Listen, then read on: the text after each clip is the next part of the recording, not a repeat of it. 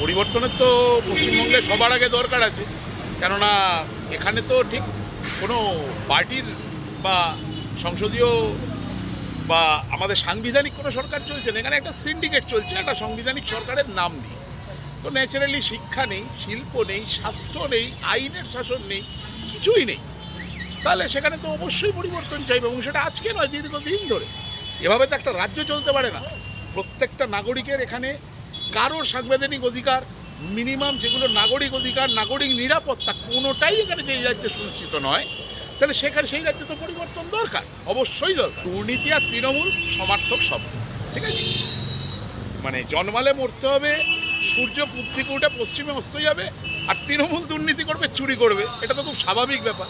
এর মধ্যে তো আলাদা করে বলারই কিছু নেই, কারণ তৃণমূল মানেই দুর্নীতি। বেকার ভাতা, চাকরি তো অবভিয়াসলি দরকার, কিন্তু সেই চাকরিটা পাওয়ার জন্য আর বেকার ভাতাটা যেটা দেওয়া হচ্ছে, সেই বেকার ভাতাটা তো আমাদের ট্যাক্সের টাকা থেকে বেকারদের দেওয়া হচ্ছে। বেকারদের কোনো উপায় নেই, আজকে তারা নিরুপায় হয়ে লাইনে দাঁড়িয়েছে।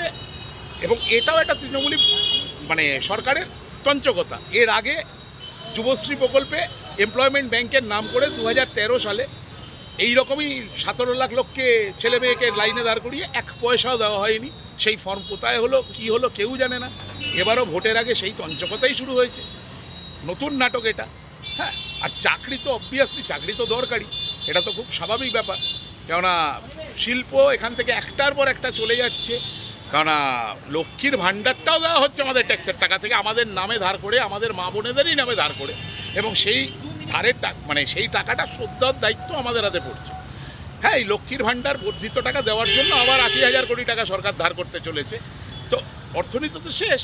তো ন্যাচারালি নারী নিরাপত্তা তো কিছুই নেই আমাদের এখানে। আজকে যেই ডেটে আমি কথা বলছি, সেই ডেটেও যাদবপুরে একটা রেপ হয়ে গেছে, ঠিক আছে? এবং রেপ হলে পরেই নারীর তো সম্মানের দাম নির্দিষ্টই করে দিয়েছে।